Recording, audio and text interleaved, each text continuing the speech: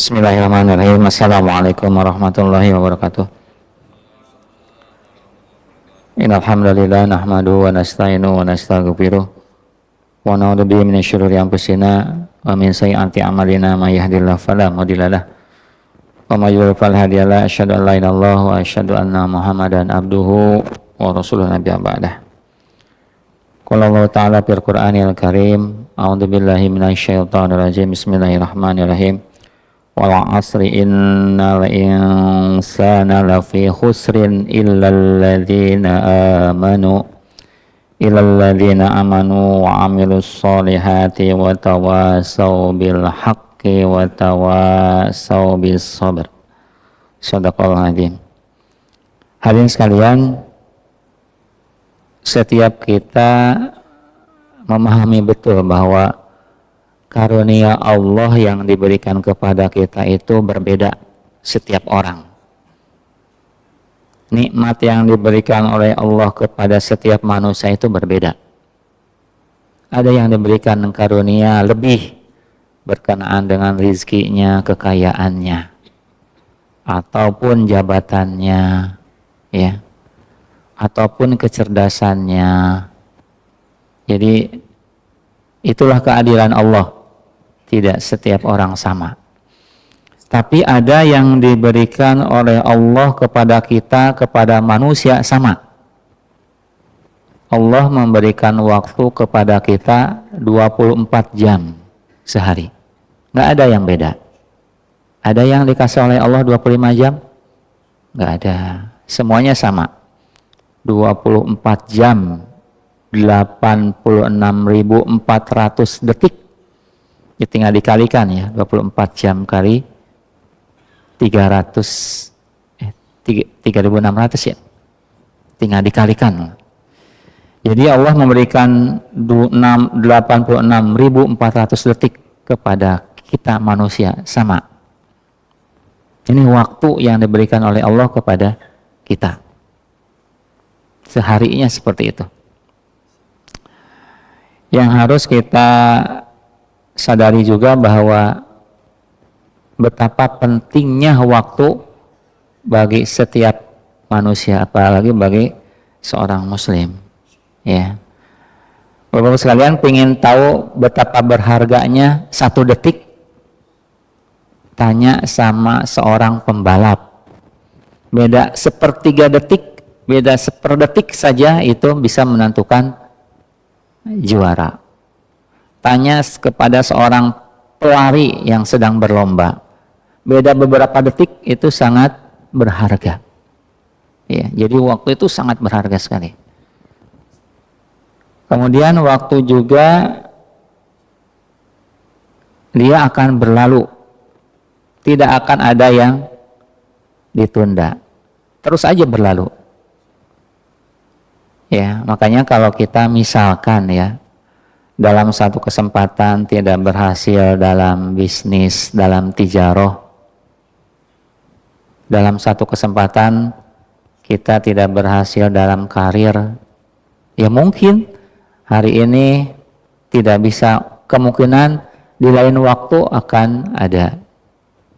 akan berhasil, akan ada kesempatan lain. Tetapi kalau berkenaan dengan waktu, dia tidak bisa diundur, dia tidak bisa berbalik.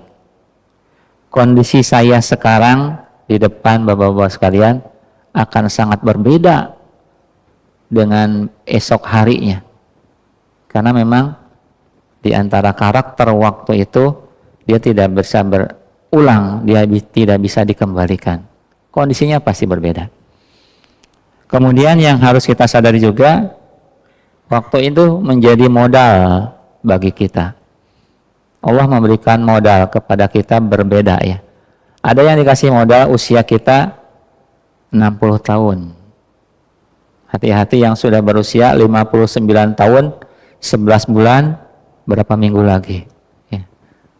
Berarti modalnya udah mau habis. Tapi itu kan kita nggak tahu modal yang diberikan oleh Allah kepada kita itu berapa. Ya, berapa tahun. Berbicara modal, kalau misalkan seseorang dikasih modal ya, Ada yang dikasih modal 100 juta. Dia kembali nol, habis. Berarti usahanya, tijarohnya, perdagangannya rugi.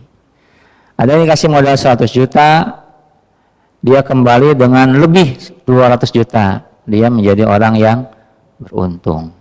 Itu ya, ada 3 kategori ya. Ada yang dikasih modal 100 juta, dia kembali nol, kemudian menyisakan kerugian yang banyak. Dia itu orang yang merugi. Ya, naudzubillah. Nah, berbicara kehidupan kita, berbicara tentang waktu kita, berbicara tentang usia kita, bagaimana supaya tidak merugi. Makanya di surat Al-Asr yang tadi saya bacakan, itu dengan secara tekstual Allah menginformasikan kepada kita, wal asr, ya, innal insana lafi khusr. Jadi setiap manusia, innal insan, setiap manusia semuanya nih, ada alif lam ma'rifah, al insan. Jadi semua manusia dia akan rugi, kecuali orang yang beriman, mengerjakan amal soleh, saling menasehati dalam kebenaran, dan saling menasehati dalam kesabaran. Ya. Surat Al-Asr ini termasuk surat Makkiyah.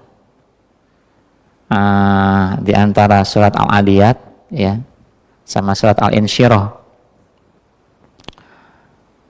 Asbabul nuzulnya, jadi atau sebab turunnya surat ini berkenaan dengan budaya orang-orang Arab pada masa dulu di zaman Rasulullah, yang ketika sore suka bersengkrama, bersenda gurau, sehingga satu kesempatan timbullah permusuhan, ya, sehingga orang mencaci waktu asar, ya, wal asr, dan turunlah ayat surat Al-Asr ini untuk mengklarifikasi jangan mencela waktu, ya.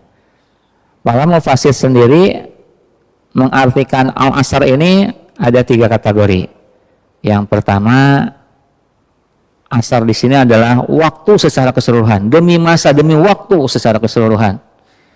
Yang kedua juga ada yang menafsirkan ketika sholat asar, dan yang ketiga ada yang menafsirkan al-asar itu adalah waktu asar antara ba'da sholat asar sampai dengan maghrib. Itu 3 kategori yang para mufassir mengartikan al-asar itu.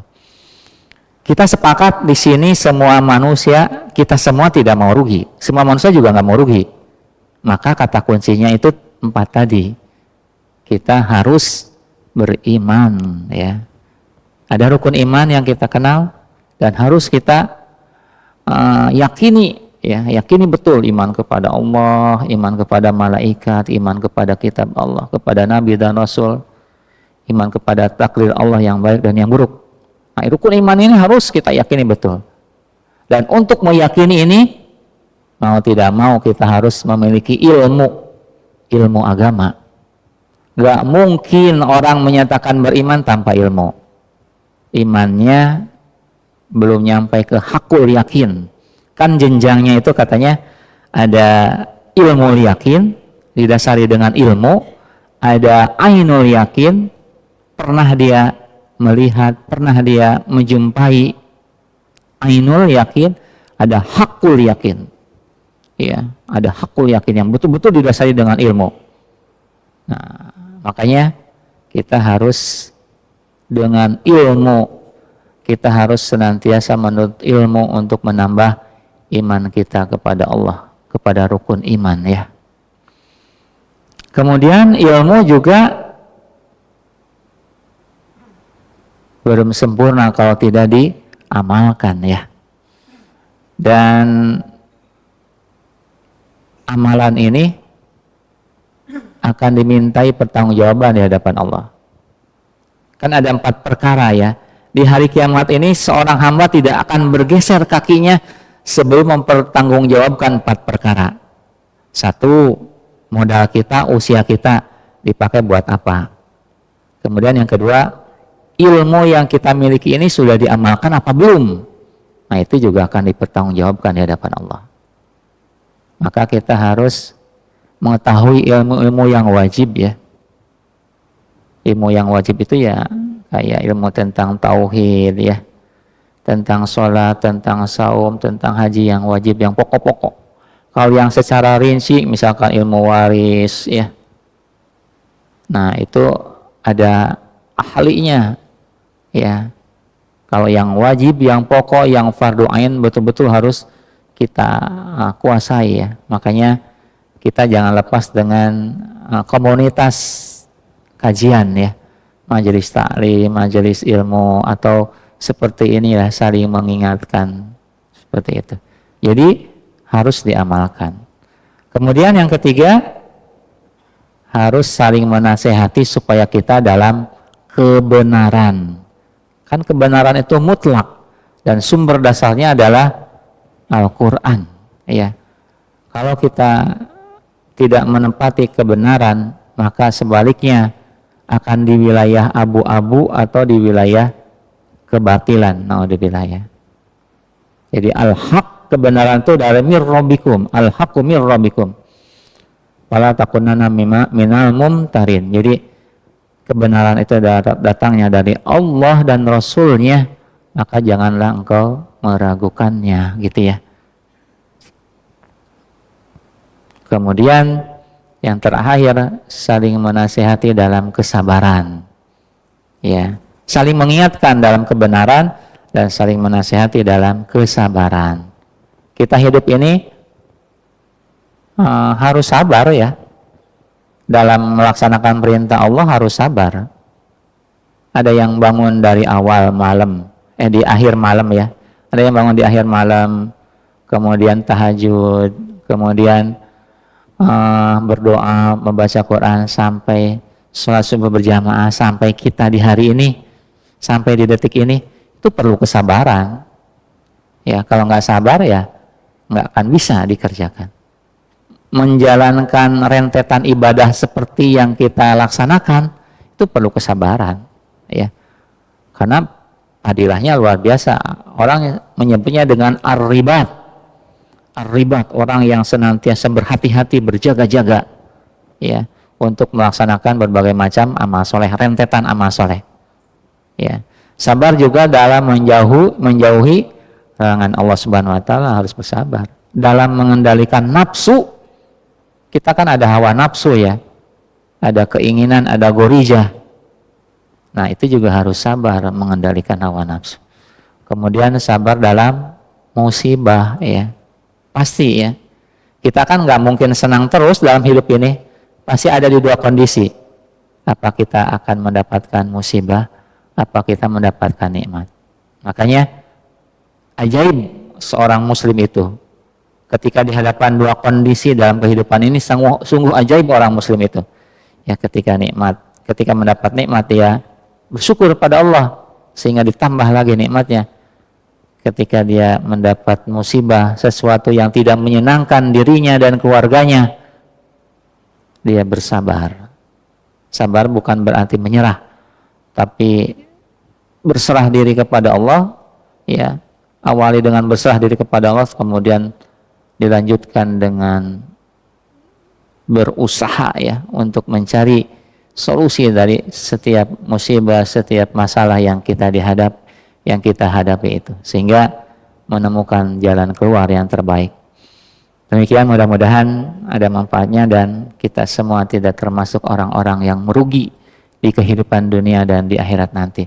Kita tutup dengan doa kepada majelis. Subhanakallahumma wa bihamdika asyhadu an la ilaha illa anta astaghfiruka wa atubu ilaik. Terima kasih. Assalamualaikum warahmatullahi wabarakatuh.